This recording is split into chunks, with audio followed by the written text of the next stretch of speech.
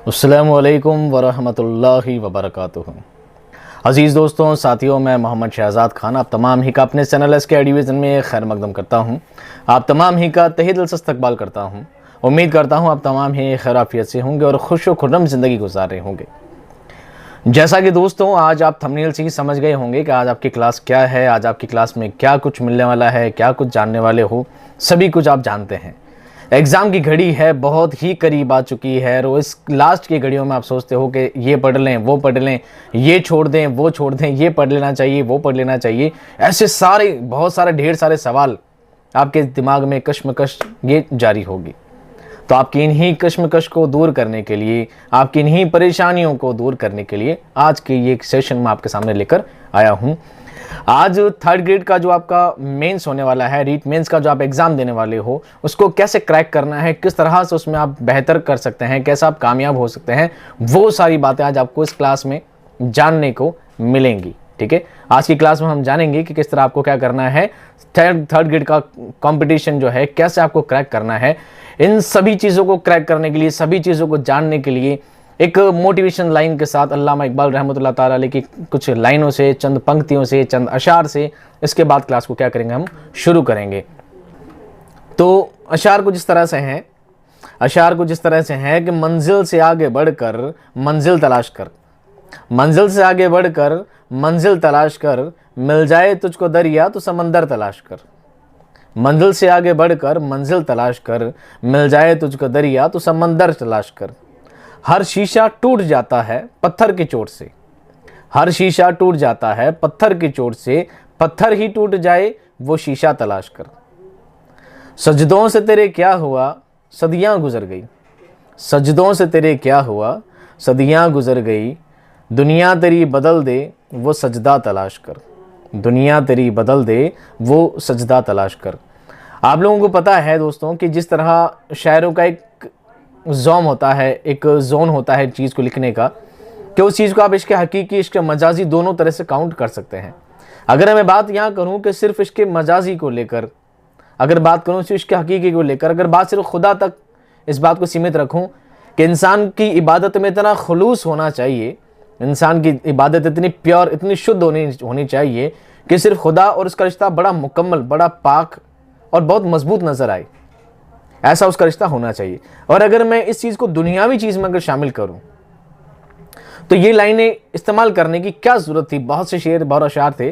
अल्लामा इकबाल खुद एक बहुत अजीम शख्सियत हैं, उनकी हर बात में कोई ना कोई बहुत गहरी बात छुपी होती है। बट ये लाइनें मुझे इतनी ज़्यादा पसंद है, इसको शामिल करने की वजह क्या है। मंजिल से आगे बढ़कर मंजिल तलाश कर, यानी मंजिलें आपको मिलती रहेंगी, दुनिया में मंजिल आपको मिलती रहेगी, लेकिन एक मंजिल के बाद दूसरी मंजिल का रास्ता तय करना इंसान की फितरत, इंसान का नेचर और इंसान की कामयाबी की अलामत है। एक छोटी सी कामयाबी मिलकर थक हार कर बैठ जाना, उस कामयाबी को सीमित करके बैठ जाना इंसान की अगर कामयाबी की निशानी नहीं है। अगर कामयाब होना है, ज़िंदगी में आगे बढ़ना है, तो हर बार छोटी छोटी मंजिलें तय करते जाना है और आगे से आगे बढ़ते जाना है। 8th क्लियर हुई है, फिर 10th करना है, 10th क्लियर होगा तो 12th करना है, 12th होगी तो BA करना है, बीएड करना है, कंपटीशन क्रैक करना है, थर्ड ग्रेड टीचर के बाद सेकंड ग्रेड टीचर बनना है, PhD करनी है। ज़िंदगी में आगे बढ़ते रहना इंसान की कामयाबी की अलामत है। उसके बाद कहते हैं हर शीशा टूट जाता है पत्थर की चोट से, पत्थर ही टूट जाए वो शीशा तलाश कर। मुमकिन है कि हर शीशा टूट जाता है पत्थर से, लेकिन शीशे से पत्थर का टूटना मुनासिब नहीं है। लेकिन आपको अपनी कामयाबी में, आपको अपनी मेहनत में ऐसा जोर दिखाना है कि आपकी मेहनत से पत्थर टूट जाए, आपकी मेहनत इतनी प्योर हो एक शीशे की तरह कि उससे पत्थर टूट जाए। इतनी कठिन परिश्रम आपको करनी है, इतनी कठिन, इतनी जोरावर आपको मेहनत करनी है। और आखिर में कहते हैं सजदों से तेरे क्या हुआ सदियां गुजर गई, दुनिया तेरी बदल दे वो सजदा तलाश कर। इसका मीन्स ये होता है दोस्तों कि आप अब तक जो मेहनत कर रहे हैं और उस मेहनत से आप कामयाब नहीं हो पा रहे हैं, इसका मतलब क्या है। इसका मतलब यह है कि आपकी मेहनत में कहीं ना कहीं कुछ कमी चल रही है। तो अपनी मेहनत में ऐसी चीज़ ढूंढो, अपनी मेहनत में ऐसा को रंग लेकर आओ कि आपकी दुनिया उससे बदल जाए। यानी अब तक आप गाइड पढ़ रहे हैं, किताबें पढ़ रहे हैं, सब कुछ छान मारी है, किताबों को चाट लिया है पूरा, लेकिन फिर भी उसके बाद आप कामयाब नहीं हो पा रहे हैं और कहते हैं हम तो देखो हम सिलेक्शन नहीं हो पा रहा, नहीं हो पा रहा, नहीं हो पा रहा। सिलेक्शन नहीं होगा क्योंकि आपको अपनी मेहनत के लिए वो रंग ढूंढना है जिससे आपकी कामयाबी मुमकिन हो सकती है। इधर उधर की बातों से, फालतू बातों से आपको क्या रहना है, दूर रहना है। तो अब आपको क्या करना है, आज की क्लास में किन किन बातों पर आपको गौर करना है, क्या चीज़ें आपको अपनानी है, क्या चीज़ें छोड़नी है, वो सारी चीज़ें हम आज की क्लास में जानने वाले हैं। ठीक है, तो ये जो चीज़ें हैं दोस्तों, आज हम अपनी क्लास में सारी चीज़ों के बारे में डिस्कस करेंगे और उम्मीद करता हूँ इन चीज़ों से आपको एक तैयारी को बूस्ट मिलेगा और मात्र 15-20 दिनों में आप इन चीज़ों का ढंग से एक बार समझ जाते हैं, ये सारे कॉन्सेप्ट को समझ जाते हैं, तो आपके लिए एग्जाम को क्रैक करना बहुत बहुत बहुत ज़्यादा आसान हो जाएगा। आज हम क्या पढ़ने वाले हैं? हम पढ़ने वाले हैं सिलेबस के बारे में, फिर पढ़ने वाले हैं माइनस मार्किंग के बारे में। माइनस मार्किंग है तो क्वेश्चन छोड़ने हैं नहीं छोड़ने, सारे करने हैं, कितने करने हैं, उसके बारे में पढ़ेंगे। क्वेश्चन पुटअप, आरएसएसबी किस तरह क्वेश्चन पुटअप करता है वो जानना है। मॉडल पेपर 1 से 10 तक मैंने जो कराए हैं उसके बारे में पढ़ेंगे। RSSB pattern for paper, RSSB का क्या पैटर्न रहता है पेपर बनाने का, उसके बारे में पढ़ेंगे। क्या पढ़े और क्या छोड़ें, ये सबसे ज़्यादा परेशानी वाला मुद्दा आपके लिए। क्या पढ़ना है और क्या छोड़ना है, क्या चीज़ छोड़ देनी है, किन चीज़ों पर ध्यान नहीं देना है, किस चीज़ में हम ज़्यादा टाइम वेस्ट कर रहे हैं, किन चीज़ों को छोड़ना है, किस चीज़ को ज़्यादा इंपॉर्टेंट समझना है, उन चीज़ों के बारे में डिस्कस करेंगे। और आखिर में है कि टाइम मैनेजमेंट के इस आखिरी दौर में क्या करना है, एग्जाम में जाकर कितने टाइम में कैसे पेपर करना है, इन सारी बातों के बारे में डिस्कस हम करने वाले हैं। ठीक है, तो हमारा सबसे पहला टॉपिक क्या दोस्तों आज का? सिलेबस। क्या है सिलेबस? सबसे पहले हम सिलेबस के बारे में डिस्कस करेंगे, सिलेबस आपका क्या रहता है। सबसे पहले बात करते हैं दोस्तों पैटर्न के बारे में। टॉपिक आपका पहला है सिलेबस। सिलेबस में अगर हम बात करते हैं पैटर्न के बारे में, पैटर्न आपका कौन करने वाला है? आपका पेपर आरएसपीएससी नहीं बल्कि आरएसएसबी लेने वाली है। आरपीएससी का एक फंडा अलग होता है, आरएसएसबी का फंडा अलग होता है। आरपीएससी का फंडा बिल्कुल कॉन्सेप्ट बेस्ड होता है पूरा। राजस्थान लोक सेवा आयोग का कॉन्सेप्ट ये होता है, आपको एक सिलेबस प्रॉपर तैयार करके दिया जाता है। आपके शायरों के नाम, मुसन्निफ के नाम, हर चीज़ आपको बिल्कुल तैयार करके दी जाती है और उसी बेस्ड पर आपका क्वेश्चन पेपर बनाया जाता है। उम्मीद है 1-2 सवाल आउट ऑफ सिलेबस हो सकते हैं, अदरवाइज आपके सिलेबस के अकॉर्डिंग ही पूरा का पूरा पेपर बनाया जाता है। जबकि आरएसएसबी का जो सिस्टम है बहुत ही ज़्यादा चेंज होता है।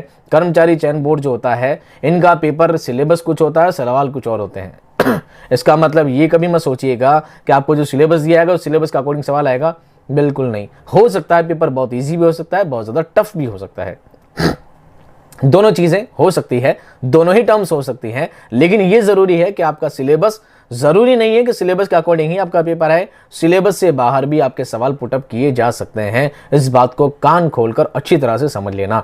आरएसएसबी के जो पेपर होते हैं सिलेबस के आउट ऑफ भी सवाल दिए जा सकते हैं। समझ में आ गई बात? अब हम बात करते हैं दोस्तों आगे के बारे में। सिलेबस में क्या है, पैटर्न आपका क्या रहने वाला है। तो आपका जो सिलेबस दोस्तों दे रखा है रीट मेंस का जो आपको सिलेबस मिला है, थर्ड ईयर सिलेबस मिला है, उसमें आपको 60 टॉपिक दिए गए हैं। कितने टॉपिक दिए गए दोस्तों? 60 टॉपिक दिए गए हैं। आपको हर एक चीज़ को बड़ी गहराई से, तसल्ली से सुनना है, समझना है, कहीं भी कोई गलती नहीं छूटनी चाहिए। कहीं भी चूक, एक छोटी सी चूक आपको इस एग्जाम को क्रैक करने से रोक सकती है। आपकी कामयाबी बिल्कुल किनारे पर। आपने रेस देखी ना, रेस बहुत सारी रेस में कई बार क्या होता है, बिल्कुल सेकंड की, नैनो सेकंड की कमियों से रेस छूट जाती है। एक बंदा पॉइंट के पीछे रहता है और क्या होता है, आउट हो जाता है। आपने रन आउट देखा होगा, बिल्कुल डोरी से आते आते वो स्लो मोशन में दिखाते हैं कि बस का बैट एक चूक पीछे था और बॉल पहले टच हो गई थी, इस तरह वो रन आउट में आउट हो जाता है। ये कंडीशंस कब होती है? जब हम मेहनत तो लगातार करते हैं, बड़ी मेहनत करते हैं, बड़ी कोशिश करते हैं, लेकिन आखिर में जाकर कि सिर्फ एक छोटी सी भूल, एक छोटी सी गलती हमें क्या करती है, उस चीज़ से पीछे कर देती है। आपको क्या करना है, आपका जो सिलेबस है दोस्तों, आपको 60 टॉपिक में आपका सिलेबस दिया गया है। कितने टॉपिक हैं? 60 टॉपिक हैं। 1, 2, 3, 4, 5, 6, 7 राउंड अप मैंने बना रखे हैं। टॉपिक कौन कौन से हैं पहले आप वो देखें, फिर मैं बताऊंगा आपका सिलेबस कैसे बना और कहां से बना है, कैसे बनाएं, कहां से बनाएं, कहां से आपके टॉपिक लिए हैं, कैसे टॉपिक लिए हैं, कौन से सवाल आपके आने वाले हैं, कौन से छूटने वाले हैं, किन चीज़ों को पढ़ के आप फालतू टाइम वेस्ट कर रहे हो और किस चीज़ को आपने नहीं पढ़ा है अब तक, वो एग्जाम में आने वाली है, वो चीज़ मैं आपको आगे बताने वाला हूँ। आपका जो पहला टॉपिक है दोस्तों वो है उर्दू अदब की तारीख से मुताल्लिक सवालात कदीम और जदीद। सिलेबस आपको हालांकि मैं डिटेल में पहले पूरा समझा चुका हूँ, ठीक है, सिलेबस पहले पूरा बता चुका हूँ, लेकिन यहाँ पर आपको बाद में वापस समझना है कि सवाल कैसे बने हैं और सिलेबस किस तरह मेंटेन हुआ है। ये देखिए सिलेबस आपका कहाँ से लिया गया है, ठीक है, ये सब समझाने का मेरा मकसद है यहाँ पर।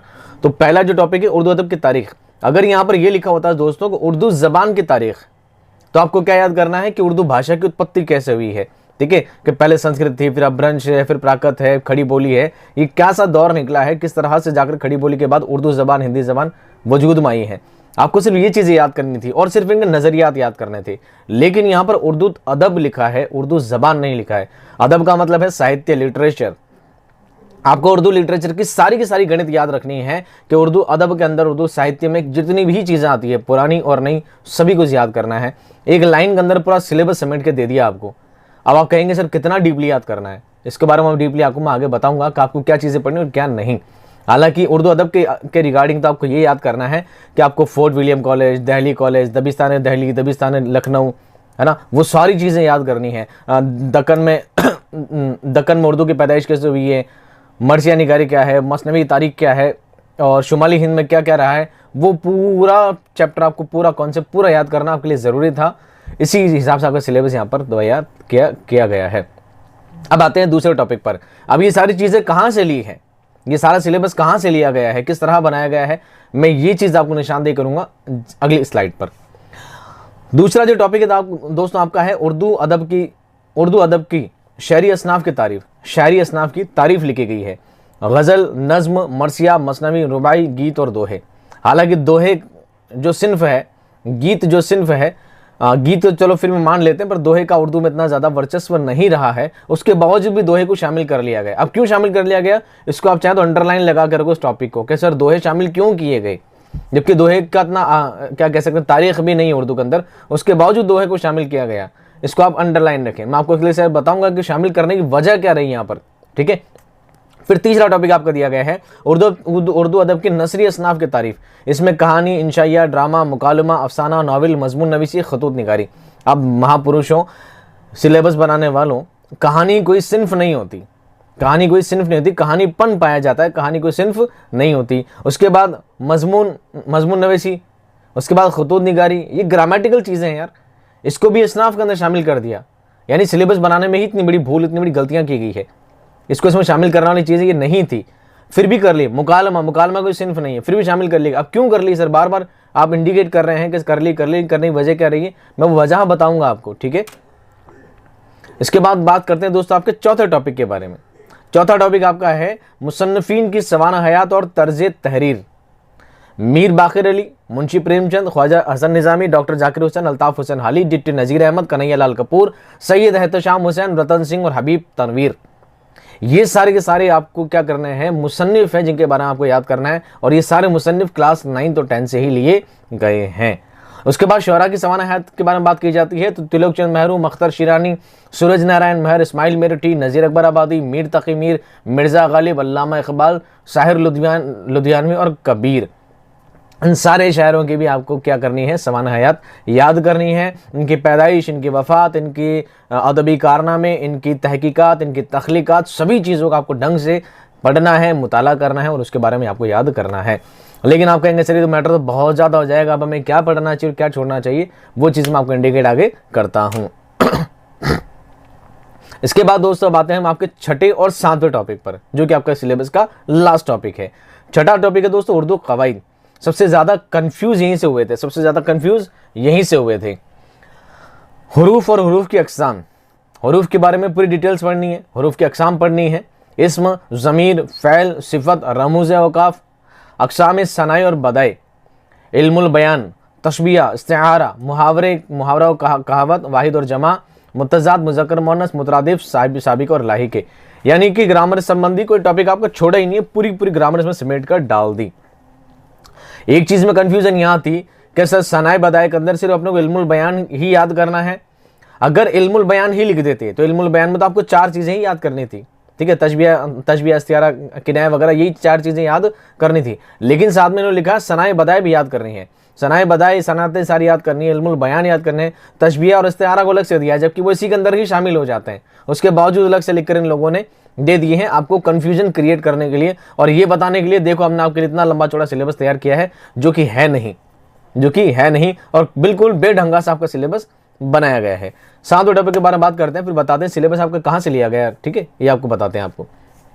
7वां उर्दू तदरीस। तदरीस में क्या है, तदरीसी तरीक़ाकार, बयानिया तरीका तफवीज़, उर्दू तदरीस के लिए मनसूबाबंदी, मसअले का तरीका, इस्तखराज इस्तक़राई तरीका, तहक़ीक़ी तरीका, तदरीस ज़बान की मुश्किलात, जदीद तदरीसी तरीके, मारूज़ी जाँच, अंदाज़ा कद्र और उर्दू इमला और रस्मुल ख़त, उर्दू ज़बान के तदरीस और लिसानियत, मुसव्वतें। अब हम महापुरुषों, सिलेबस बनाने वालों, बताइए मुसव्वते मुसम्मते ये कौन सी तदरीस में आती है? ये कोई तदरीस का टॉपिक नहीं है दोस्तों।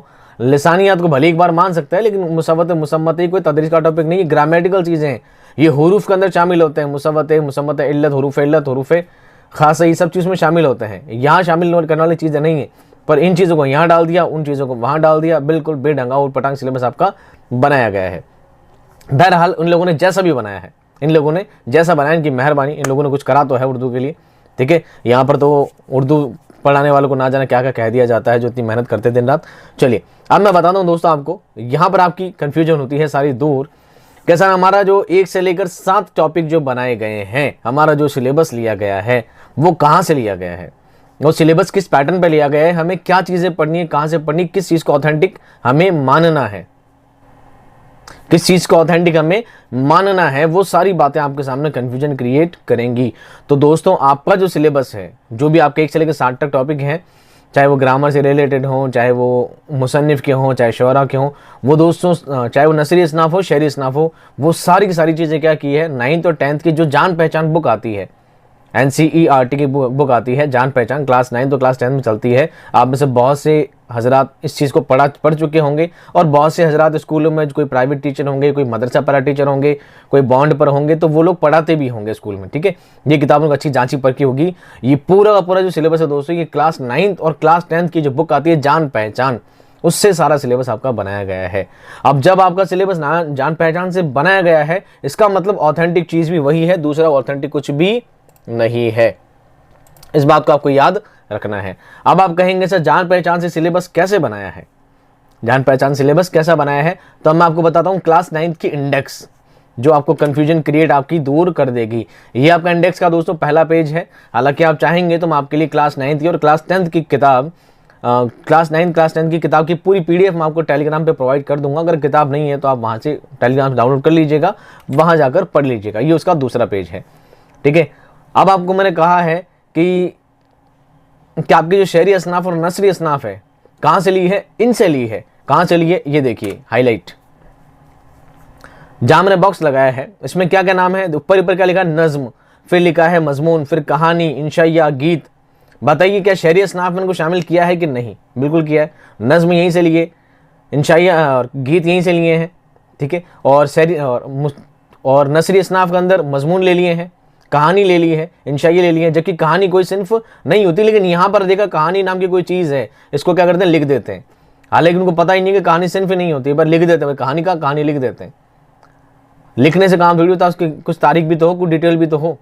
आपने किताब ले ली, छाप दिया, एक बच्चे को बता दिया, 10th क्लास के बच्चे को, बेटा फटाफट लिख दे, जल्दी जल्दी, ये 2 लाइनें लिखी, इनको लेके कॉपी पेस्ट कर दे, बस उनने लेकर धड़ाधड़ लिख दिया। जिसको ये पता नहीं मजमून में ज्वाद आता है कि जीम आता है, मजमून को मजमून कर दिया, मजमून को मजमून कर दिया, उसको इतना पता नहीं सिलेबस बनाते कैसे। और ढंग से बड़ी ढड़ंगा अनरिसर्ड सिलेबस आपका पूरा चेप कर रख दिया, जिसको अल्लाह के बंदों ने क्या करा, बाद में टाइप फॉर्मेट करके बाद में आपको प्रोवाइड किया। बाकी हाथ से लिखा तो समझ में नहीं आता सिलेबस है क्या, है ना।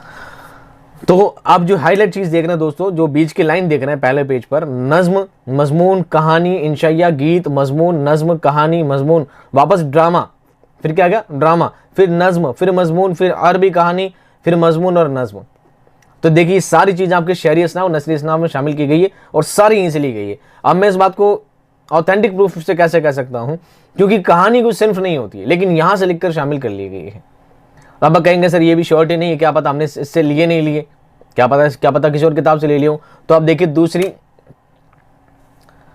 दूसरा बॉक्स देखें। दूसरे बॉक्स में क्या है, तिलोक चंद महरूम। बताइए आपके सिलेबस में है क्या नहीं है?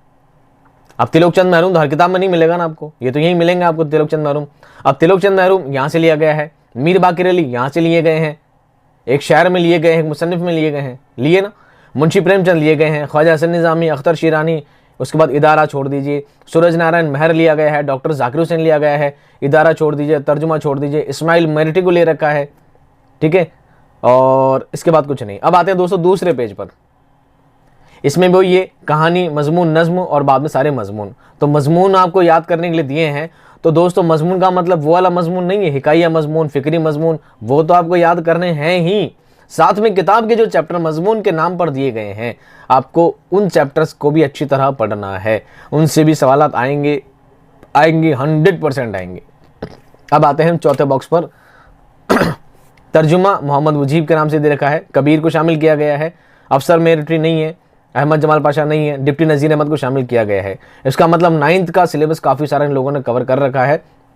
तो आप लोगों से ये गुजारिश है मेरी कि मान लीजिए डिप्टी नज़ीर अहमद को इन लोगों ने शामिल किया है, तो हमें क्या करना है, डिप्टी नज़ीर अहमद को तो पढ़ना ही है, साथ में डिप्टी नज़ीर अहमद का चैप्टर वक्त जो लिखा है 22 नंबर पे, उस 22 नंबर वाले चैप्टर को भी पढ़ना है, उससे भी सवाल आएंगे।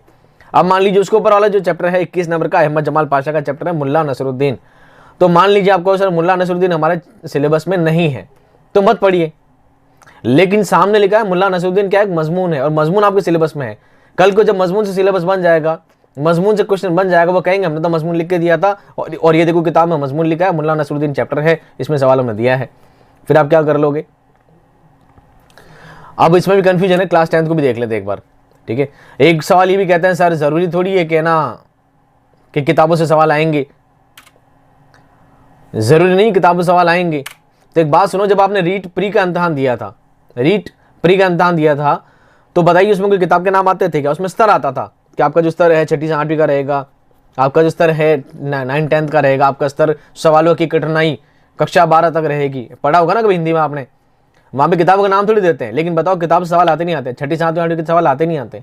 आते ही ना, किताब सवाल आ जाते हैं, ये नज्म किसकी है, वो नज्म किसकी है, बिल्कुल आते हैं दोस्तों। वो सवाल ही 30 थे तो दे दिए उन लोगों ने। अभी सवाल तो आपके 70 सवाल हैं, तो कहीं ना किसी किताब सवाल बनेंगे, 100% बनेंगे, ठीक है। और ये मेरा सिर्फ कयास आ रही है, मैं इस बात की श्योरिटी नहीं देता।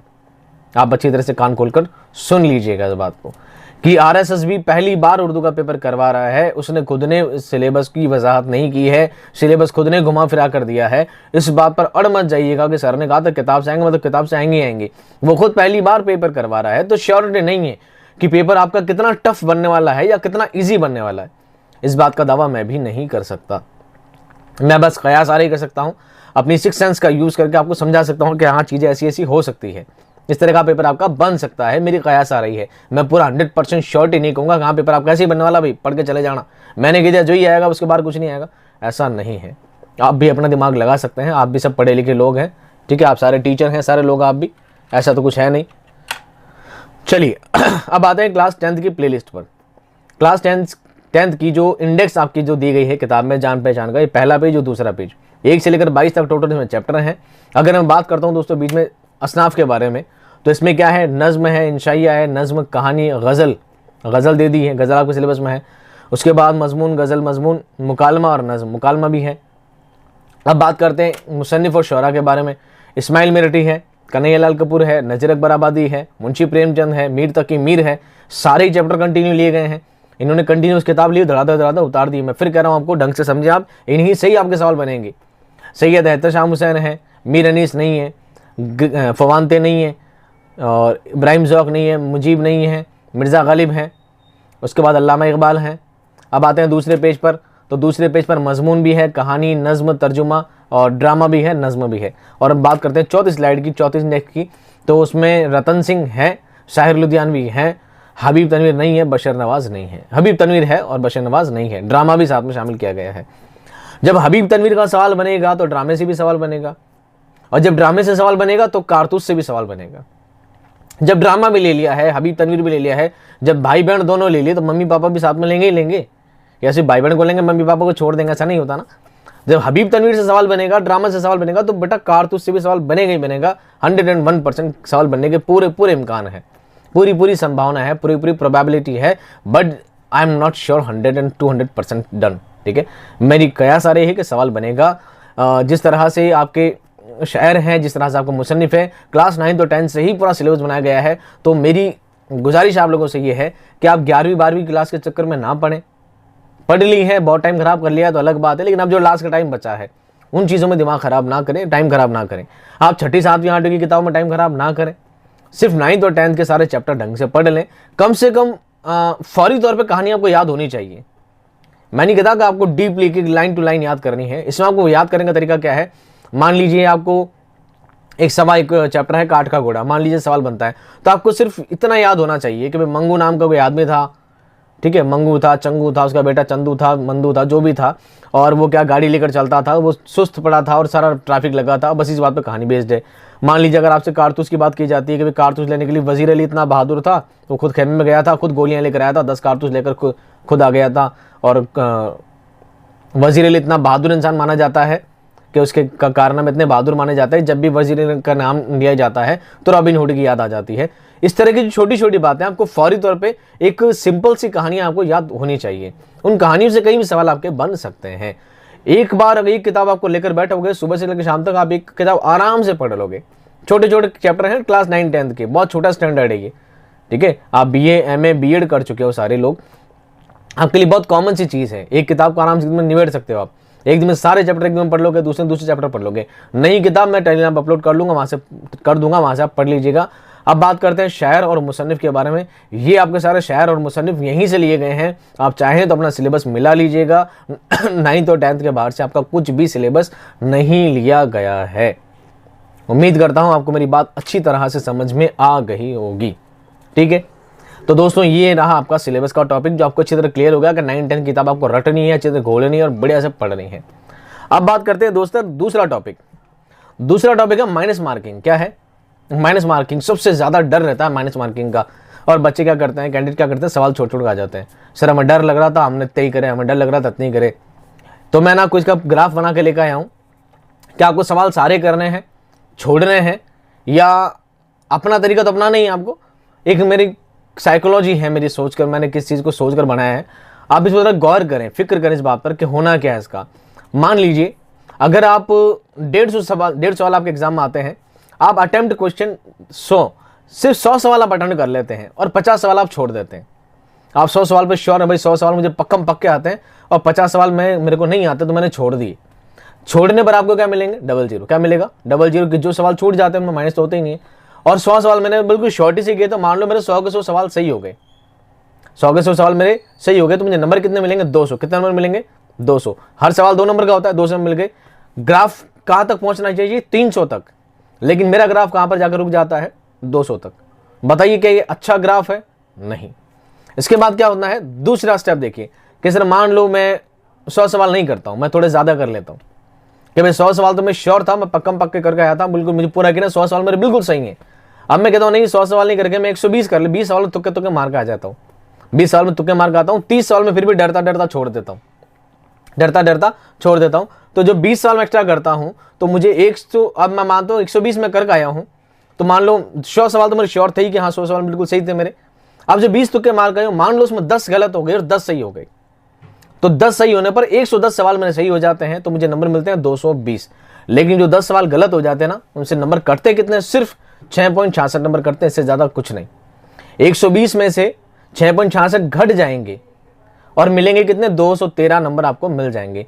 जहां आपको 200 नंबर मिलने वाले थे, वहां 20 तुक्के मारकर आए हैं, तो आपको 213 नंबर मिल रहे हैं। आपका ग्राफ 13 नंबर का ऊपर है या नीचे है? आप प्रॉफिट में है कि लॉस में है? ठीक है, इससे आपको क्या है? प्रॉफिट ही है, लॉस आपका नहीं है। अब आते हैं तीसरे स्टेप पर। अगर मान लीजिए कोई मेरी बात मान लेता है, ये देखो क्राइटेरिया बेस्ड हो कि किन स्टूडेंट्स के लिए, मैं बताऊंगा आपको लास्ट में। अगर कोई करता है कि चलो मैं शहजाद सर की बात मान लेता हूं, मैं 150 के 150 सवाल पूरा करके आ जाता हूं, और मान लीजिए 150 में से मान लो 40 तुक्के मेरे लास्ट वाले 100 सवाल में श्योर था ही, 40 तुक्के में सही हो जाते हैं और 10 सवाल मान लो मेरे गलत हो जाते हैं। आप कहोगे सर 40 और 10 का रेशियो बहुत बड़ा नहीं होता? समझाता हूं कैसे होता है। तो 40 सवाल मेरे सही हो जाते हैं, 140 सवाल सही होने पर मेरा नंबर में बनते हैं 280। 10 सवाल मेरे गलत हो जाने पर नंबर करते हैं 6.66 और टोटल नंबर मुझे मिलते हैं 273। जहां मेरा ग्राफ 200 पे था, अब मेरा ग्राफ सीधे 250 पर मेरा ग्राफ है। एक बहुत बड़ा डिफरेंस आ जाता है बीच में। कब करने पर? जब हम सारे सवाल एक साथ कर लेते हैं तब। अब ये रहता है सर इस बात की श्योरिटी क्या है, हमने जो किए सब सही होंगे गलत होंगे, है ना? इस बात को ढंग से समझें एक बार। मान लीजिए आप 150 सवाल आप कर रहे हैं, 100 सवाल आप बिल्कुल श्योरिटी से आपने कर लिए, ठीक है? कि 100 सवाल मुझे जैसे जैसे आते थे मैंने वो 100 सवाल कर लिए, 50 सवाल आपने छोड़ दिए। अगर 50 सवाल छोड़ देते हैं तो जाहिर सी बात है कि आपको उससे मिलना जाना कुछ भी नहीं है। जो छोड़ ही दिया उससे कुछ मिलना जाना आपको नहीं है। और अब मैं ना क्या करता हूं, उनको 10-10 के टुकड़ों में डिवाइड कर देता हूं। 50 सवाल को 10-10 के टुकड़ों में डिवाइड कर देता हूं। मान लीजिए अगर मैं सिर्फ 10 सवाल पर तुक्के मार देता हूं, मैं 100 से आगे बढ़ता हूँ 110 पर, 10 सवाल में तुक्के मार देता हूँ। मान लो मेरे 5 सवाल सही हो जाते हैं और 5 सवाल मेरे गलत हो जाते हैं। 5 सवाल सही होने पर नंबर कितने मिलते हैं? 10। कितने मिलते हैं? 10। और 5 सवाल गलत होने पर नंबर कितने कटते हैं? 3.33। ऑलमोस्ट 3.33 नंबर कट जाते हैं। तो जहां मेरे नंबर सिर्फ 100 पे श्योर थे, वहां अगर मैं 10 तुक्के मार देता हूं, 10 सवाल अगर मैं तुक्के मार देता हूं और मेरे 5 सवाल सही हो जाते हैं, 5 गलत हो जाते हैं, 10 नंबर मुझे मिल गए, 3.33 उसमें से घट गए। तो 10 में से अगर मान लो मैं 4 नंबर घटा भी देता हूं तो मेरे 6 नंबर मुझे ज्यादा ही मिले। जहां मुझे सिर्फ 0 मिल रहा था, वहां मुझे 6 नंबर ज्यादा मिल रहे हैं, यानी मैं 6 भी प्रॉफिट में हूं। इसी तरह मैं 10 करते करते सभी को लेके चलूंगा और मैं मानूंगा भी मेरे 5 सही है 5 गलत है, 5 सही है 5 गलत है, 5 सही है 5 गलत है, मैं ये रेशो मानकर अगर चला जाता हूं। फिर बात आती है कि सर हम तो टोड स्टूडेंट हैं, हम तो क्या है टोड स्टूडेंट, हमें क्या पता 5 सही 5 गलत हो जाएंगे, इसकी श्योरिटी थोड़ी है कि 5 सही 5। कोई बात नहीं, मैं कहता हूं 7 सवाल आपके गलत हो गए और मान लीजिए 3 सवाल ही सही हुए। 7 सवाल गलत हो गए और 3 सवाल सही हो गए। 3 सवाल सही होने पर आपको नंबर मिलेंगे 6 नंबर। कितने मिलेंगे? 6 नंबर। और 7 सवाल गलत होने पर ऑलमोस्ट आपके 4.5 या 5 नंबर आपके कट जाएंगे। 4.5 या 5 नंबर आपके कट जाएंगे। तो जहां आपको सिर्फ 0 नंबर मिल रहा था, अब आपको 10 नंबर मिला, अब आपको 3 नंबर मिले, सिर्फ 3 सवाल के 6 नंबर मिले और 6 में से 5 नंबर कट गए। 6 में से 5 नंबर कट गए और बचा कितना आपके पास? 1 नंबर। कितना बचा? 1 नंबर है। 10 सवाल आपने तुक्के मारे, 10 में से आपके 7 सवाल गलत हो गए, 3 सवाल आपके सही हुए। 3 सवाल सही होने पर नंबर मिलता है आपको 6 नंबर मिलते हैं 6। और 7 सवाल गलत होने पर नंबर कट जाते हैं, मान लीजिए 5, तो भी आपके 5 नंबर कट जाते हैं 5। 6 में से 5 घट भी गए, नंबर कितना बचा? 1। जहां मुझे सिर्फ 0 मिल रहा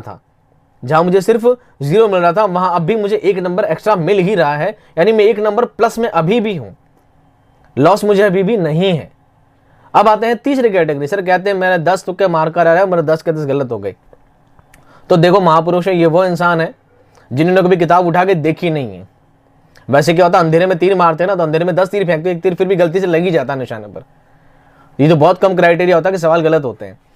क्योंकि आप अपने दिल पर हाथ रख के ये बताइए मुझे, ऐसा कभी नहीं हुआ है कि एग्जाम से आप जब घर आए हैं लौट कर आपको ये लगा, और यार ये सवाल तो मुझे आता था, और यार ये तो मुझे पक्का आता था, और ये तो मुझे 100% आता था, ये तो बिल्कुल सही था, पर वो डर के चक्कर में यार माइनस हो जाएंगे, और गलत हो गए तो माइनस हो जाएंगे, गलत तो माइनस, वो डर के चक्कर में हम आधे सवाल तो छोड़ ही देते हैं क्या माइनस मार्किंग नहीं हो जाए, माइनस मार्किंग हमारे सवाल कट जाएंगे। और हम आते जाते सवाल एक नहीं बल्कि बहुत से सवाल ऐसे होते हैं जो अच्छे तरह आते हैं, हम सिर्फ डर के अंदर छोड़ के आते हैं। एग्जाम में जाएं, बी कॉन्फिडेंट होकर जाएं कि हाँ मुझे आता है, मैं पढ़ कर आया हूँ।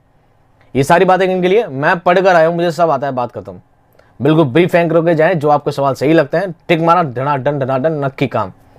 क्या होगा, 10 तुक्के मारोगे, 5 गलत होंगे, 5 सही हो जाएंगे। और मैं उम्मीद करता हूं आप अच्छी तरह तैयारी करके जाओ। जिन सवालों को आप तुक्के मानो, तुक्के नहीं होते बल्कि सही होते हैं, क्योंकि चेतन और अचेतन मन के बारे में आपने साइकोलॉजी में पढ़ा होगा। कहीं ना कहीं सब चीजें अचेतन मन में स्टोर रहती हैं, हमें उस वक्त समझ में नहीं आता कि क्या है। वो सब चीजें सही होती है जो हम उस वक्त सोच रहे होते हैं, बस हमारा मन क्या है डामाडोल होता रहता है, हम उसको कैसे आंसर नहीं कर पाते हैं।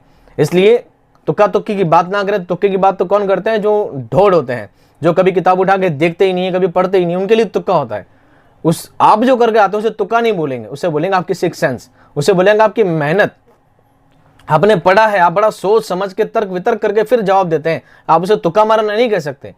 ये आपका तर्क वितर्क है जो आपको सवाल को उस जगह करने पर मजबूर करता है। तुक्का कौन कहते हैं? जो जाहिल इंसान होते हैं, जो बिल्कुल टोर होते हैं, कभी किताब उठाओ के नहीं देखते, पढ़ते हैं, उनके लिए तुक्का। आपके लिए तुक्का नहीं है। इसलिए एग्जाम में जाएं, सारे सवाल करके आए, रिजल्ट होगा जो होगा अल्लाह की मर्जी। और कब करके आएंगे? ये सिलेबस, ये बातें किनके लिए है? जो सचमुच मेहनत करते हैं, ये बातें उनके लिए है, क्योंकि वही सबसे ज्यादा कंफ्यूज रहते हैं। जो मेहनत ज्यादा करते हैं उनको सभी कुछ याद होता है, उनको लगता है सब कुछ सही है, और एक घर आए बाद फिर पछताते, यार मैंने ये छोड़ दिया, मैंने वो छोड़ दिया, मैंने ये रह गया, मैंने वो रह गया। रहने की वजह क्या? सिर्फ यही वजह थी क्योंकि उसको आते सब थे, और वो कॉन्फिडेंट के चक्कर में और माइनस मार्किंग के डर से सारे सवाल क्या कर देता है, एग्जाम में जाकर छोड़ देता है। तो उम्मीद करता हूं माइनस मार्किंग के डरेंगे नहीं, बिल्कुल कॉन्फिडेंट होकर जाएंगे, जो सवाल आते हैं सारे के सारे सवाल करके आएंगे, बिल्कुल बेधड़क। जीके का मुझे पता नहीं, उर्दू में सारे करके आना है, बेफिक्र होकर, ठीक है। अब दोस्तों मेरा तीसरा टॉपिक है क्वेश्चन पुटअप। क्वेश्चन आपकी कहां से निकलेंगे, कहां से पूछे जाएंगे और क्या करना है। क्लास 9 और 10th की किताब है, किताब का नाम है जान पहचान। उस किताब की सारे चैप्टर की कहानी आपको रफली एक बार सारी कहानियां पढ़नी है, कुछ भी करके 1-2 दिन निकाल के आपको सारी की सारी कहानी बार पढ़नी है। उसके बाद क्या करना है, किताब के पीछे के जो सवाल होते हैं ना, बच्चों को जो सवाल दिए जाते हैं उसमें 2-4 मुतरादिफ होते हैं, किसी चैप्टर में 2-4 मुतरादिफ होते हैं, किसी में मुतजाद होते हैं, किसी में खाली जगह भरो वाले सवाल होते हैं। वो जो छोटे छोटे सवाल है ना, आपको एक बार वो पूरी किताब के एनालाइज कर लेने हैं। साथ में जिन मुसन्निफ के, जिन शौरा के चैप्टर आपके निसाब में शामिल हैं, आपको उनके सबक तो खास तौर पे याद करने हैं। और सिर्फ इम्कानात है, मैं अभी भी श्योर नहीं हूं, ये सिर्फ मेरी सिक्स सेंस कहती है कि किताब सवाल पूछेंगे। तो आपको सिलेबस जो है, क्वेश्चन कहाँ से बनेंगे, एक्सरसाइज से भी क्वेश्चन बनने की बहुत बहुत ज़्यादा चांस रहते हैं। क्योंकि जिन लोगों को सिलेबस बनाने का टाइम नहीं था, वो लोग कहाँ गाइड उठाएंगे, कहाँ दिमाग लगाएंगे, किताब पकड़ेंगे, पन्ने जैसे इंडेक्स उठा के सवाल बना दिए, ऐसे किताब के पन्ने पलटेंगे, पीछे एक्सरसाइज देखेंगे, पाठ्य पुस्तक के प्रश्न देखेंगे और धमाधम सवाल बना देंगे। ऐसा हमारे सिक्स सेंस कहती है। ठीक है, अब बात करते हैं दोस्तों आज के हमारे चौथे टॉपिक की, RSSB pattern for paper. RSSB का, कर्मचारी चयन आयोग का पेपर बनाने का पैटर्न क्या रहता है।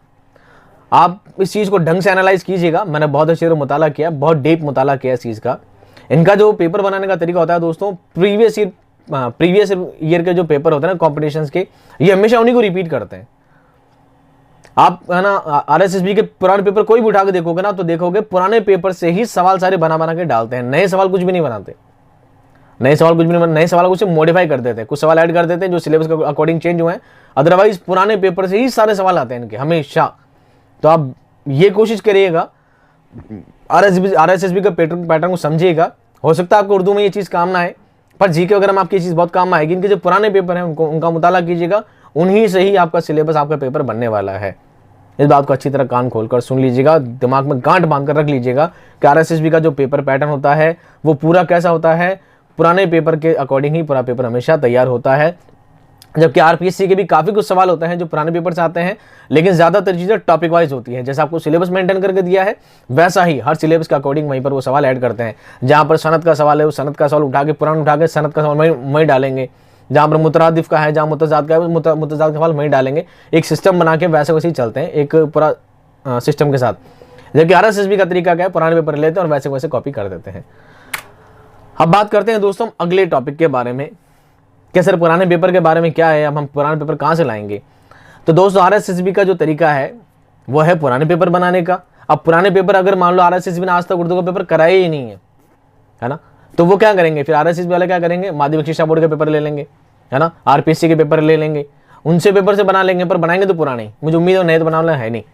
तो मैंने क्या किया है, RPSC first grade, RPSC second grade और रीट के थर्ड ग्रेड के जो भी पेपर निकले हैं, उन सारे पेपर का मुताला किया और उनसे पुराने सवाल उठा के उनसे सवालों को मॉडिफाई करके ही मैंने आपको 10 मॉडल पेपर करवाए हैं।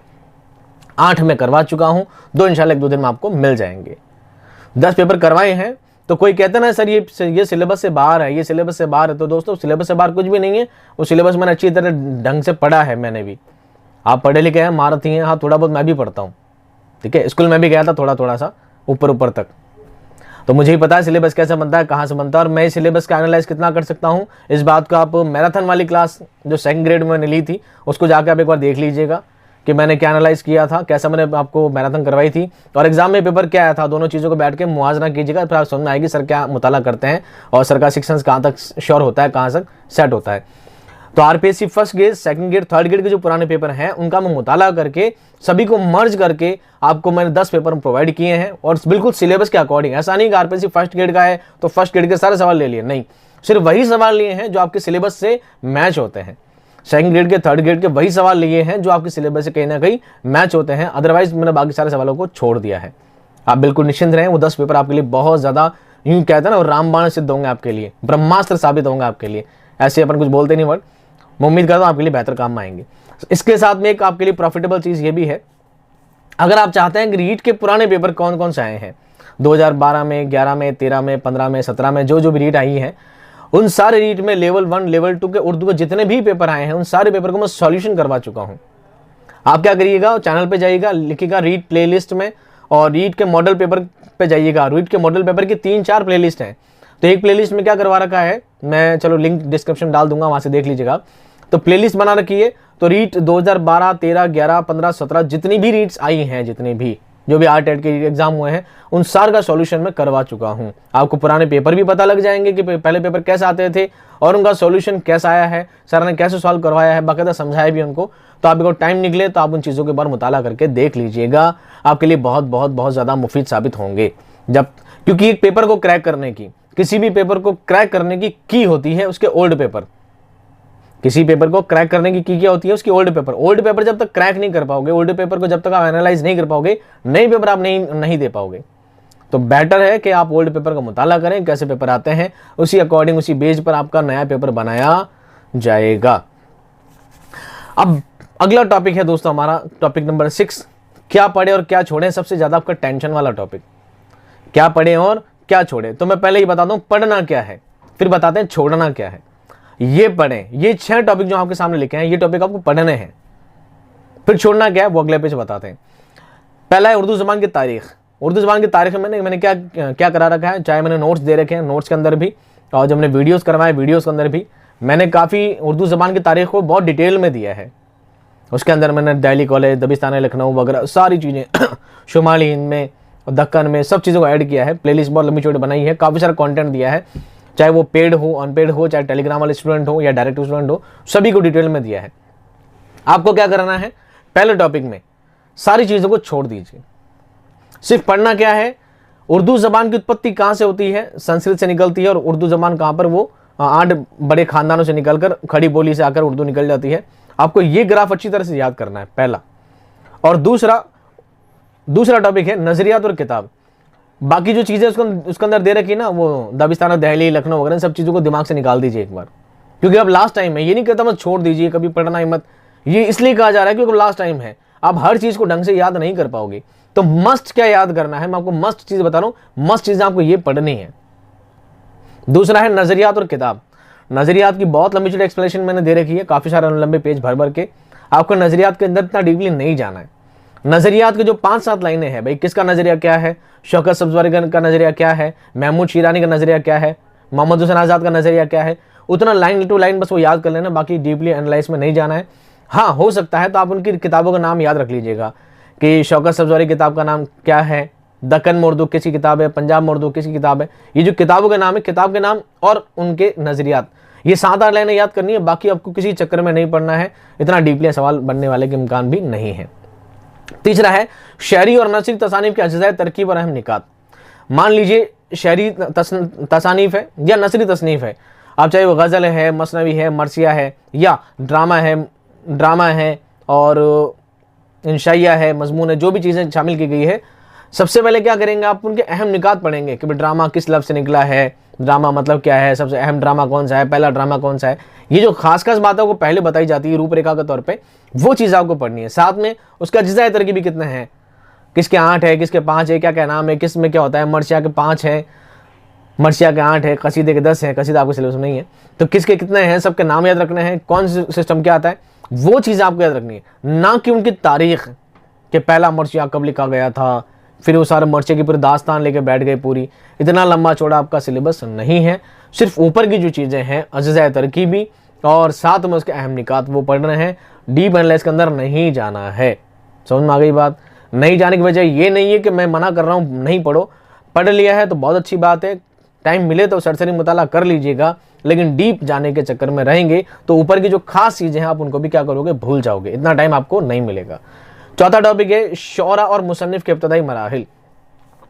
किसी भी शौरा के बारे में, मुसन्निफ के बारे में जब आप पढ़ेंगे तो क्या करेंगे, उसकी पैदाइश के बारे में, उसकी वफ़ात के बारे में, उसकी जाए पैदाइश, जाए वफ़ात, माँ बाप का नाम, उसकी इल्मी तजुर्बात के बारे में, कौन कौन सी किताबें लिखी हैं, कहाँ कहाँ पढ़े की हैं, उनकी वफ़ात कब हुई है, अदबी कारण में क्या है। ये जो ऊपर के जो 3-4 पेज जो स्लाइड्स होती हैं मेरी स्टार्टिंग वाली, आप उनको थोड़ा कंटेस्ट कर लीजिएगा। हालांकि इन सबका चार्ट बनाकर मैं डाल चुका हूँ ऑलरेडी पेड ग्रुप में, तो इन चीज़ को ऊपर की चीज़ें इनको मस्त याद करिएगा। उसके बाद शायर का मुख्तसर जायज़ा, शायर का तफसीली जायज़ा, जिनमें पूरे बयान लिखे पूरे, आप उन चीज़ों को आखिरी टाइम में ना पढ़ें तो ही बेहतर है। टाइम मिलता है सरसरी मुताला कर लीजिएगा, नहीं मिलता है तो ऊपर की जो 1 लाइनर चीज़ें हैं वो मस्ट एंड 100% श्योर है कि सवाल आपका उस चीज़ से ही बनेगा। तो आप उस चीज़ को कंटेस्ट याद रखें, चाहे वो बात शायर की हो चाहे किसी मुसन्निफ की हो। समझ में आ गई बात। उनके तफसीली जायजे में और मुख्तसर जायजे के चक्कर में मत पड़िएगा, ऊपर की लाइन उसको पढ़ लीजिएगा। एक टॉपिक है दोस्तों तदरीस के सिर्फ सवालात। तदरीस का अब ये जो टाइम बचाना, आप इसको तदरीस समझ नहीं पाओगे। तदरीस ऐसा कॉन्सेप्ट है जिसको समझने में बहुत टाइम लगता है। अब ऐसे टाइम में आप तदरीस समझने बैठोगे, करने बैठोगे, तो चाहो तो प्लेलिस्ट में जाओ, तदरीस के 10-12 टॉपिक हैं, एक एक करके सारे वीडियो सुनो, एक एक करके स्पीड बढ़ा के सुन लो, टाइम फटाफट हो जाएगा आपको। या आप चाहो तो तदरीस के सिर्फ सवालात पढ़ लीजिए बस। क्या करेंगे, अभी जो मैंने मॉडल पेपर दिए हैं 10 आपको, सब में 10-10 सवाल, 61 से लेकर 70 तक सवाल तदरीस के हैं। 10-10 मिलाएंगे 100 सवाल तो आपके पास हो जाएंगे। ये वाले 100 सवाल तो आप ये याद कर लीजिएगा। एक रीट प्री के अंदर मैंने एक तदरीस का वीडियो बनाया था जिसमें 100 सवाल तदरीस के मैंने बनाए थे।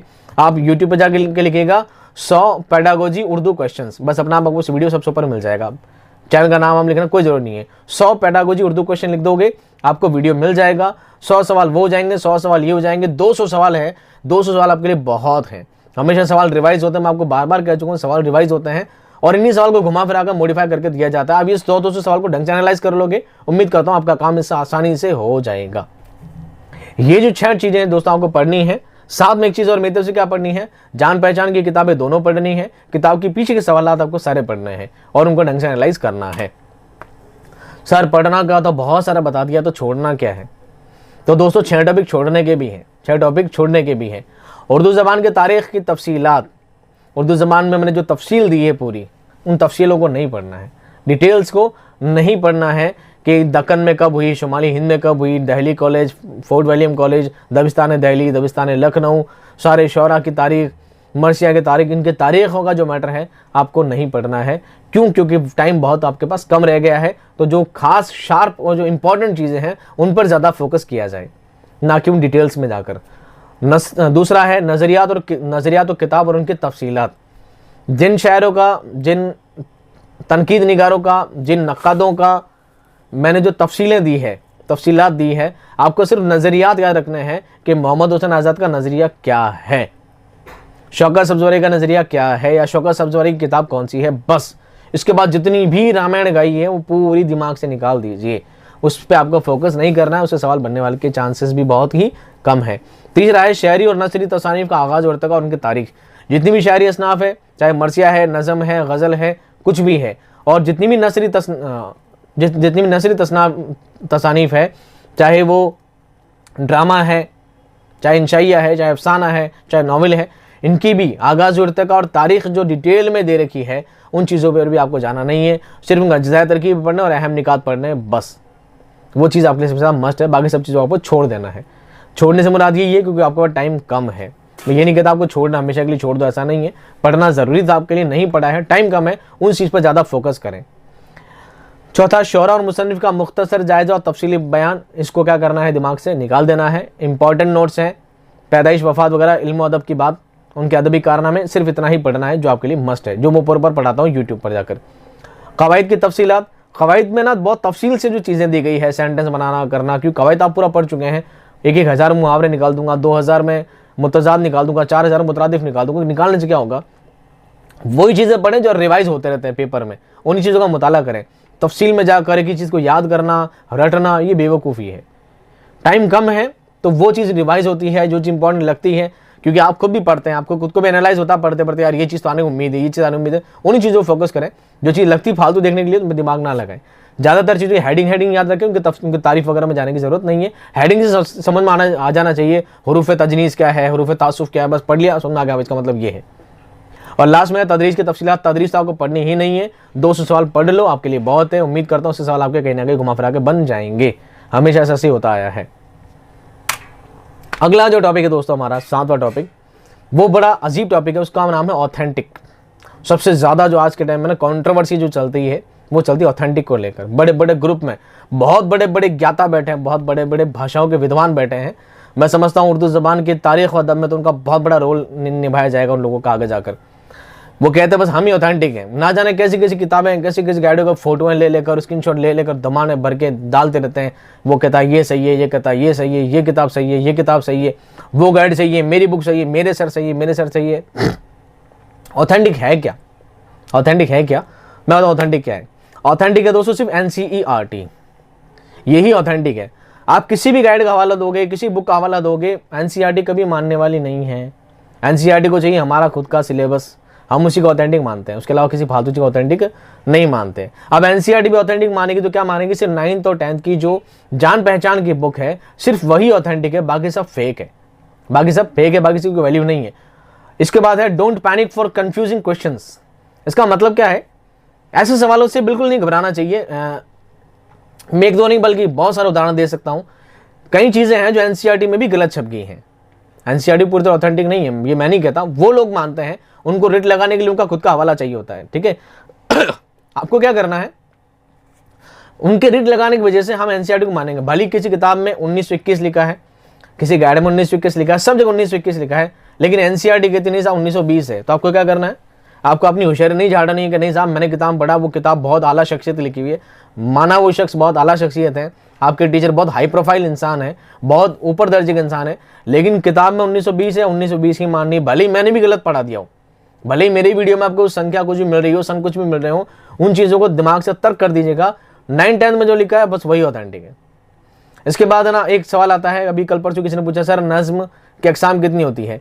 अब क्लास 11th की किताब है नई वाली, उसमें क्या लिखा है, नज्म की अक़साम होती है 4, और 12th की क्लास में लिखी है नज्म की अक़साम होती है 3, पाबंद नज्म, मुअर्रा नज्म और नसरी नज्म, आज़ाद नज्म, और एक में लिखा नसरी नज्म भी है। दोनों एनसीईआरटी के सर ऑथेंटिक क्या है।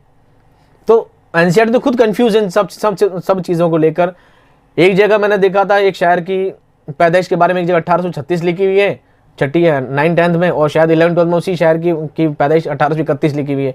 एनसीईआरटी खुद ही कंफ्यूज है। आप इतना डब क्यों परेशान क्यों होते सवालों के लिए। जिन सवालों पे कंट्रोवर्सी होती है वो सवाल कभी आते ही नहीं है। बात अच्छी तरह कान खोल के सुन लेना, जिन सवालों पे कंट्रोवर्सी रहती है वो सवाल कभी आते भी नहीं है। जो सवाल परेशान कर सकते हैं वो सवाल कभी आते भी नहीं है। उनके चक्कर में पड़े ना, अपने टाइम खराब ना करें। एक सवाल को लेकर बैठने से कुछ नहीं होगा। मान लो सवाल एक तुम्हारा गलत हो जाएगा तो हो जाएगा, बाकी 69 सवाल सही करके आने हैं। इस बात पे ज्यादा फोकस रखें। एक सवाल को पकड़ के बैठने से आपका फालतू का टाइम जाया हो रहा है बहुत ज्यादा, लेकिन आप इस चीज को क्या देखते नहीं हो, समझते नहीं हो।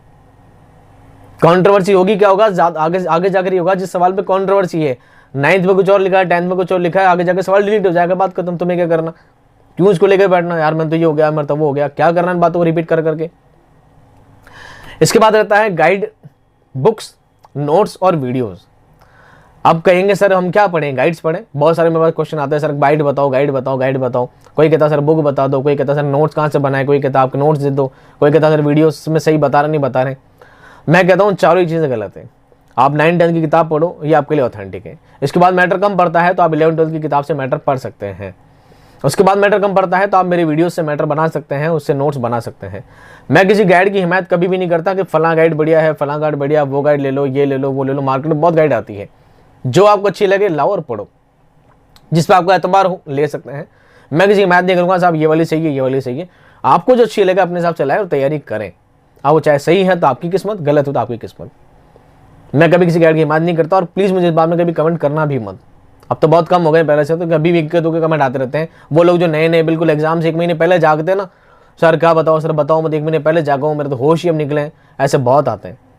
तो वो लोग हैं जो तैयारी करते नहीं है, या वो लोग हैं जो पता नहीं किसी ढील ढाल में रह जाते हैं। हो सकता है कि फैमिली प्रॉब्लम्स नहीं हो, कुछ पर्सनल प्रॉब्लम्स रही होगी, सबकी अलग अलग। मैं किसी को कसूरवार गलत नहीं ठहराता कभी भी।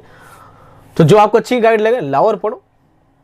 नहीं समझ में आता है तो वीडियोस देखो, एक्सप्लेन मेरे चैनल पे आपको एक वीडियो मिल जाएगा, हर चीज़ हर वीडियो में एक्सप्लेनेशन मिलेगा। आराम से देखे, आराम से समझे, कोई दिक्कत नहीं है। रहा बुक्स और नोट्स का सवाल, तो बुक्स यही है 9th और 10th की ऑथेंटिक है।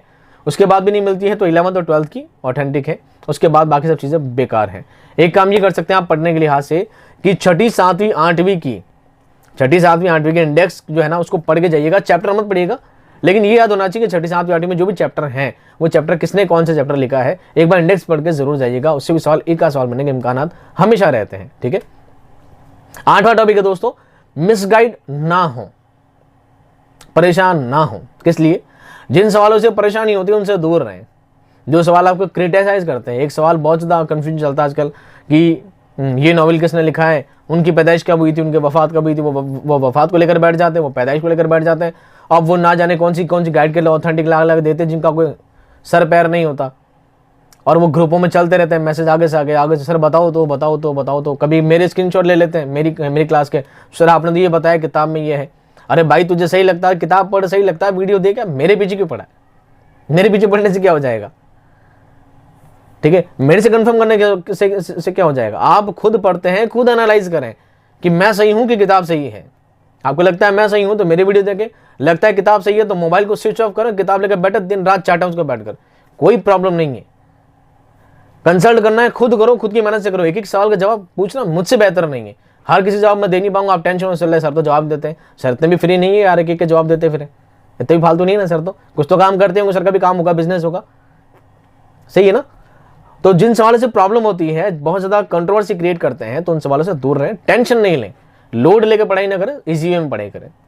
उसके बाद सोशल नेटवर्किंग से दूर रहें। आपको सबसे ज्यादा जो बदगुमानी पैदा करेंगे, सबसे ज्यादा बरगलाने का काम है, वो है सोशल नेटवर्किंग का। एक ये व्हाट्सएप मीडिया, दूसरा टेलीग्राम मीडिया नया स्टार्ट हो गया है। ना जाने कहाँ कहाँ से सवाल उठा लाते हैं, कैसी कैसी गैर के सवाल उठाते हैं, जिनमें किसी में आंसर नहीं लिखा हुआ है, किसी में ऑप्शन ही गलत होते हैं, चारों ही, और ऐसे सवाल ला के डाल देते हैं उसके अंदर। बताओ बच्चों क्या है, बताओ बच्चों क्या है। अब जो बच्चा नया नया वो तो किताबें ढूंढ ढूंढ कर मर जाता है, यार ये सवाल तो एग्जाम में आ जाएगा।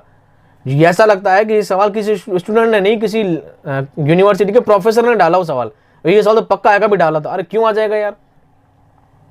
उसके कहने से थोड़ी आ जाएगा सवाल, नहीं सवाल तो पक्का आ जाएगा। और लेको नया बच्चा है वो तो किताबें छान छान मर जाएगा, उसको सवाल ही नहीं मिलेगा कभी, कोई थका के बैठ जाएगा, यार सवाल मिला ही नहीं, अब मैं तो फेल हो जाऊंगा, और क्या हो जाएगा, डिमोटिव हो जाएगा।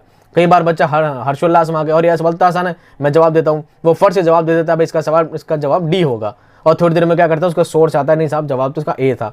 अब वो क्या और डिमोटिवेट होगा, अरे यार मैं तो डी समझ रहा था, अगर मैं ऐसी सवाल गलत करता रहा तो मैं फेल हो जाऊंगा। तो इन सोशल नेटवर्किंग की चीज़ों से क्या रहें, थोड़ा दूर रहें। जितना काम है, मैंने कहा पेपर निकालना, टेलीग्राम ऑन किया, पेपर डाउनलोड किया, फोन वापस फ्लाइट मोड पे कर दिया, क्या कर दिया यार, उसका डाटा बंद कर दिया। जितना काम है, वीडियो देखना था, यूट्यूब खोला, वीडियो देखा, बाद में यूट्यूब बंद किया, डेटा बंद किया, काम करने बैठ गए। जितना सोशल मीडिया से दूर रहेंगे उतना ज़्यादा फायदे में रहेंगे, आगे आपकी खुद की मर्जी। और आखिरी चीज़ है, और पुरानी किताबों से भी दूर रहें। कुछ लोग आपको ना मिसगाइड करेंगे किस चीज़ को लेकर, जो सबसे ज़्यादा आज की प्रॉब्लम है वो है मिसगाइडिंग की। लोग आपको पुरानी किताब का हवाला दे देते हैं, आरबीएससी की किताब का हवाला दे देते हैं, कोई पुरानी किताब ला के दे देते हैं, कोई पुरानी गाइड ला के दे देते हैं, देखो पहले लिखा था सर ने 36 बता दिया, उसमें तो 31 लिखा, उसमें 35 ही लिखा है। इन चीज़ों से आप सबसे ज़्यादा परेशान रहते हैं। अभी थोड़े दिन पहले किसी ने ना मेरे पास भेजा था कि सर क्या जवाब था उसका, क्वेश्चन मुझे याद नहीं आ रहा है, एक सेकंड। एक किताब का हवाला दिया था मुझे, आईने अदब, क्लास 11 की किताब है आरबीएससी की। तो महापुरुषों, वो आईने अदब जो किताब है ना, वो लिखी है मोहम्मद सादिक साहब ने। मोहम्मद सादिक साहब जो उस किताब के राइटर हैं, हमारे प्रिय मित्र हैं, बल्कि बचपन से हैं, ठीक है। मोहम्मद सादिक साहब रामसर नसीराबाद में एक जगह है, वहाँ उनकी पोस्टिंग है, ठीक है। अब वहाँ पे नहीं है, तो रामसर में उनकी पोस्टिंग थी जब उन्होंने उसको किताब को लिखा था। और अब वो किताब चलती भी नहीं है। वो किताब चलती थी आरबीएससी में, और अब आरबीएससी किताबें बंद हो चुकी है। आरबीएससी किताब बंद हुए लगभग 3-4 साल हो चुके हैं। वो किताब 2013 के आसपास, 2013-14 में चलती थी, स्टार्ट हुई थी, और उसके बाद कुछ सालों बाद वो किताब बंद हो गई।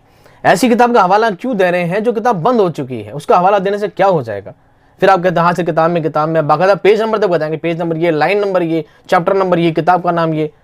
मैं कह रहा हूँ उसका राइटर का नाम भी बताओ। राइटर का नाम है मोहम्मद सादिक साहब, मेरे प्रिय मित्र है, जाकर कॉल लगा दो, नंबर चाहिए मैं नंबर भी डाल दूंगा नीचे, बात कर लेना उनसे। कभी जरूरत पड़ी तो मैं चैनल पे लेकर आ जाऊंगा, बता दूंगा ये बैठे पास में, लो बात करो इनसे, जो किताब लिखते हैं उनसे बात करो। क्यों ऐसे हवालों के चक्कर में पड़ जाते हो यार, क्यों परेशान हो जाते हो ऐसे? एनसीईआरटी की जो नई किताबें हैं वही ऑथेंटिक हैं। पुरानी किताब में भले ही कुछ भी लिखा हो, उन चीजों के चक्कर में ना पड़े, मिसगाइड ना हो। किताब में कुछ भी लिख देता, आप चक्कर में मत पड़े।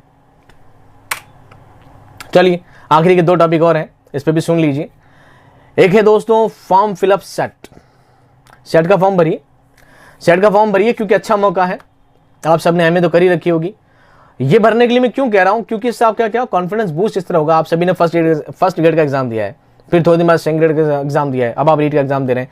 पढ़ाई आपकी कंटिन्यू चल रही है, इसी पढ़ाई को कंटिन्यू रख तक तो सेट का एग्जाम भी दे देंगे। बस थोड़ा सा सिलेबस एनालाइज करने की जरूरत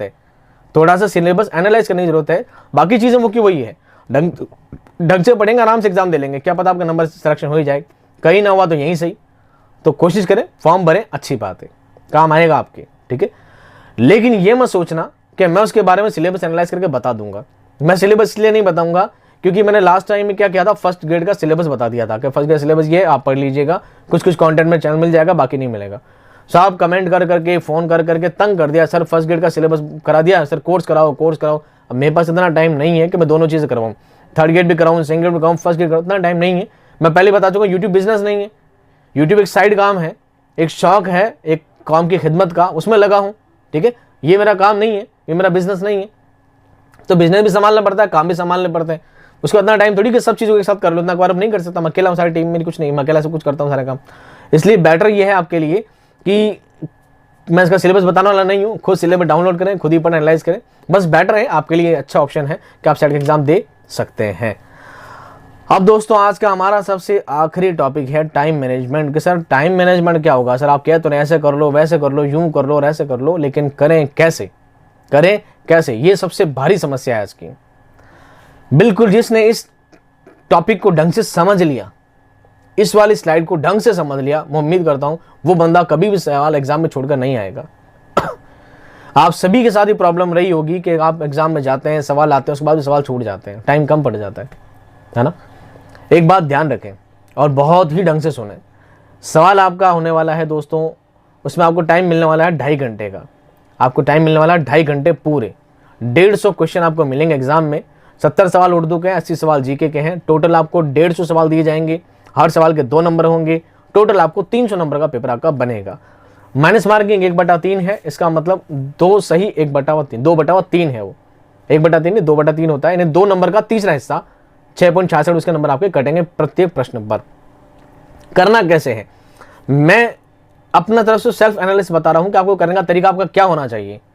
इस तरह करेंगे परफेक्ट काम होगा आपका बहुत इजीली, और इससे सवाल कभी छूटेंगे नहीं, बल्कि आधा घंटा पहले पेपर कर लोगे।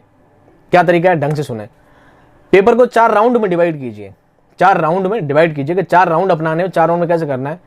फर्स्ट राउंड आपको क्या करना है, 30 मिनट का आपको राउंड मिलता है पहला। इस 30 मिनट में क्या करना है, आपको पेपर पढ़ना है, पूरा दिमाग लगाना, आपको पेपर पढ़ते जाना। पहला सवाल पढ़ लिया, आया आपको कुछ समझ में आया है? चारों में से एक भी क्वेश्चन ऑप्शन सही लग रहा है? नहीं लग रहा है, चारों ही ऑप्शन गलत लग रहा है, छोड़ दो, दूसरे सवाल पर आ जाओ, फटाफट पढ़ो। लग रहा है आपको भाई सी वाला सवाल सही है, सी पे टिक मारा, सिंगल टिक मारा। अगर आपको लगता है कि सी वाला परफेक्ट है, मुझे पक्का आता है ये वाला, तो उस पर डबल टिक लगाओ। क्या लगाओ? डबल टिक लगाओ, छोड़ दो, तीसरे पे आ जाओ। आता है आपको लग रहा है ए वाला और सी वाला गलत है, बी और डी सही है, तो क्या करेंगे, बी पे भी टिक लगा देंगे, डी पे भी टिक लगा देंगे। सुने बात को ढंग से, बी पे भी टिक लगा देंगे, डी पे टिक लगा देंगे, और ए और सी को छोड़ देंगे, दिमाग से निकाल देंगे, पता है इस पर वापस देखना नहीं है। फिर तीसरे सवाल पर आएंगे, तीसरे सवाल पढ़ेंगे। अगर आता है आपको तो क्या करेंगे, डबल टिक लगा देंगे। चारों ही नहीं आ रहे, समझ में नहीं आ रहा तो क्या छोड़ देंगे। जहां पर आपको 1-2 में कंफ्यूज हो कि यार ये वाला हो सकता है, इन चारों में ये वाला लग रहा है मुझे, उस पर सिंगल टिक लगा के छोड़ देंगे। ऐसा करते करते करते पूरा पेपर दर दर पढ़ेंगे। आधा घंटा बहुत होता है पेपर को पढ़ने के लिए, बिल्कुल सही और सफिशिएंट टाइम है टिक मार्क के लिए। आधा घंटा में पूरा पेपर पढ़ लिया। जब आप 150 सवाल को पढ़ लेंगे, मैं उम्मीद करता हूं कि आप पढ़ के गए हैं, पढ़ने वाला बच्चा है, आराम से 70-80 सवाल के टिक आराम से परफेक्ट लगा चुका है। ठीक है, 70-80 सवाल आराम से कर चुका है। अब आएंगे हम दूसरे राउंड पर। किस पर आएंगे? दूसरे राउंड पर। पूरा पेपर करते करते लास्ट पेज पर आ गए। अब आधे घंटे के बाद 31 मिनट में क्या करेंगे, पेपर को लाएंगे शुरू में। आप खोलेंगे OMR शीट, क्योंकि अदरवाइज होता क्या है, कई बार बच्चे सबसे ज़्यादा क्या करते हैं, सोचने में टाइम बहुत खराब करते हैं कि हम सोचते रह गए, सोचते हमने गोले भी कर दिए बहुत सारे। और जैसे एग्जाम का लास्ट टाइम हुआ, जब पेपर कलेक्टर सामने आता है, मुझे पेपर लेने के लिए आता है इन्विजिलेटर, और सर मैं तो गोले भरना, और सर मैं तो गोले भरना, वो कहता भाई फाड़ नहीं गोले, और सर 1 मिनट, और 10 सवाल 20 सवाल आते रहते भी छोड़ दे, आते थे जवाब वो छोड़ के आ गए। क्यों भाई, बच्चे हो छोटे, टीचर बनने जा रहे हो, इतनी समझ तो रखो। सर हमें ये बात क्यों समझा रहे हैं? अरे महापुरुषों, मैंने देखे हैं बहुत सारे ऐसे लोग। आप 4 लोग बहुत होशियार हो, लेकिन 400 मैंने ऐसे ही देखे हैं कि जो आते जाते सवाल भी छोड़ कर आ जाते हैं। दूसरे राउंड में क्या करोगे, आप पेपर खोलोगे, पहला सवाल पढ़ोगे,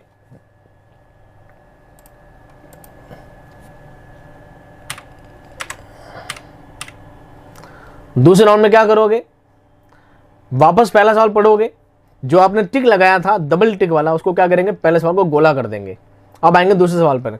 जहां पर बी और डी में कंफ्यूजन लग रही थी, अब आप थोड़ा सा टाइम लेकर सोच सकते हैं कि बी और डी में सही क्या है।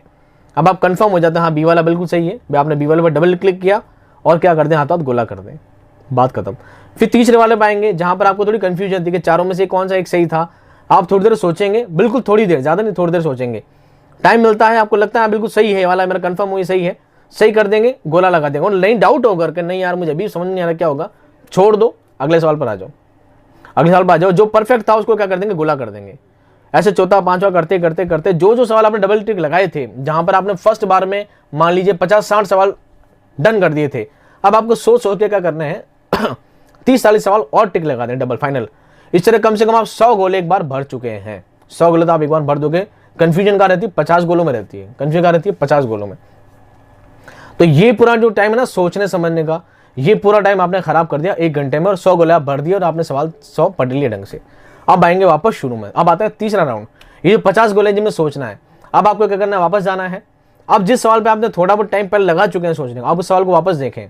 पहला दूसरा तीसरा कर लिया था, चौथा सवाल पा जाए सीधा। अब इसमें क्या था यार? ये था, ये था, ये था, ये था। हाँ यार ये वाला हो सकता है यार, चल ये करते थे। डन कर देंगे, गोला भर देंगे। डन कर देंगे, गोला लगा देंगे। डन कर देंगे, गोला लगा देंगे। थोड़ा थोड़ा सोचते जाएंगे, गोला लगा देंगे। ऐसे करते करते थोड़ा सोचते सोचते आप 30 मिनट में 30 गोले आराम से भर लेंगे। 30 मिनट में 30 गोले आराम से भर लेंगे, बल्कि 30-40 ही भर लेंगे। अब रहते हैं लास्ट में 15-20 सवाल ऐसे जो बहुत ज्यादा दिमाग खराब कर देते हैं कि यार ये तो बिल्कुल ही नहीं आ रहे। तो लास्ट में बचता आपको आधा घंटा। आधा घंटा आराम से बैठे रहो, एक एक सवाल दिमाग लगाओ। हाँ भाई क्या है, क्या है, क्या है, क्या है, आ गया, गोला भर दिया, आगे पढ़ लिया। नहीं है तो बैठे रहो, अगले सवाल पढ़ने बैठ जाओ। चलिए ये देख लेते हैं। लास्ट में अगर मान लो पेपर इन्विजिलेटर आ जाता है और पेपर आपसे लेने की बात आ जाती है, और मान लो आप 140 तक ही गोले भर पाए हैं, 140 तक गोले भर पाए हैं और 10 गोले आपके छूट गए और ले भी गया, तो प्रॉब्लम नहीं। 140 तो भर दिया ना, टेंशन तो नहीं है ना, स्ट्रेस किस बात का। हालांकि तरीका मैंने थोड़ा सा एडवांस लिया है आप लोगों को देखकर। मेरा तरीका थोड़ा अलग सा था। मैं फर्स्ट राउंड में पेपर पढ़ लेता हूँ एक बार पूरा, और 30 मिनट में क्या करता हूँ, मैं कम से कम 100 गोले एक बार में मार देता हूँ। दूसरा मेरे पास होता है 60 मिनट का। 60 मिनट में क्या करता हूँ, मैं 100 गोले जो मैं भरने थे 30 मिनट में क्या करता हूँ, मैं एक बार पूरा पेपर पढ़ लेता हूँ। 60 मिनट में मैं 100 गोले मार देता हूँ और बाकी के 50 गोले छोड़ देता हूँ। जो दूसरा 30 मिनट का होता है उसमें मैं देखता हूँ सवाल आ रहा है ठीक है, नहीं आ रहा है, क्योंकि मुझे पता है मैं 1 घंटा भी सोचूंगा तो जवाब यही रहेगा, 5 मिनट सोचूंगा तो ये जवाब ये रहेगा, क्योंकि हमारा अचेतन मन में जो स्टोर है वो कभी आगे पीछे नहीं होता है। तो हमारा जवाब हमेशा फिक्स ही रहता है, जो हम सोच के बैठे रहते हैं वो कभी चेंज नहीं होता। अब हमारे दिमाग में बैठ गया ये है तो यही रहेगा बस, वो कितना ही कुछ कर लो। तो बस मुझे कुछ नहीं करना, मैं छोड़ने वाला आदमी हूँ नहीं, मैं माइनस मार्किंग डरता ही नहीं बिल्कुल। मुझे सारे करने मतलब सारे करने। तो क्या करना है, दमाद में गोला लगाया, बात खत्म, अगले पे आ जाओ। तो जब ये 2 घंटे का प्रोसेस होता है, 2 घंटे हो जाता है, लास्ट का आधा घंटा होता है बस यूं हाथ पीछे रख के और बैठ जाता है सीट पर आराम से। बस अब तो अपना टाइम यही निकलना, बस आराम से सबके मुंडे देखता है और लोग बात भागो जल्दी गोले बनना, गोले बनना, गोले बनने, इधर देखो उधर देखो, गोले बनना। लोग उसी में टाइम खराब करते रहते हैं। हम आधा घंटा सबको मुंडे देखता हूँ, तब जाकर एनालाइज करके बताता हूँ ऐसा होता है। तो दोस्तों आप सभी का बहुत बहुत शुक्रिया कि आपने सारी बातें एनालाइज की। अब जाकर आपके सवाल रहते हैं सर कौन सी गाइड पढ़ें, क्या करें। अब भी आपके दिमाग में कुछ खुराफात रहती है, कोई अटपटा सवाल रहते हैं तो कमेंट में डाल दीजिएगा। नेक्स्ट बार जब मैं पेपर करवाऊंगा तो वो बातों को उसमें ऐड करके बता दूंगा। उम्मीद करता हूँ आज की क्लास आपके लिए बहुत बहुत बहुत सही रही होगी। आपको ऐसे कुछ सवाल नहीं रहे होंगे जो आपके दिमाग में रह गए, अब भी ऐसे कोई क्यूरी नहीं रही होगी जो आपको समझ में नहीं आई हो। कोशिश की है हर एक बात को आपसे ऐड करने की, हर बात को आपसे रिलेट करने की। उम्मीद करता हूँ आपको क्लास पसंद आई होगी। क्लास पसंद आई तो दोस्तों में शेयर कर दीजिएगा, और जितने बच्चा भी देख रहे हैं लाइक का बटन कोई भी नहीं दबा रहा है तो एक बार लाइक का बटन दबा दीजिएगा। ज़रूरी नहीं है, मन नहीं हो तो मत दबाइएगा, ठीक है। चलिए मैं मिलता हूँ नेक्स्ट क्लास में एक शानदार कंटेंट और ज़बरदस्त वीडियो के साथ। तब तक खुश रहिए, आबाद रहिए, खुदा हाफिज़।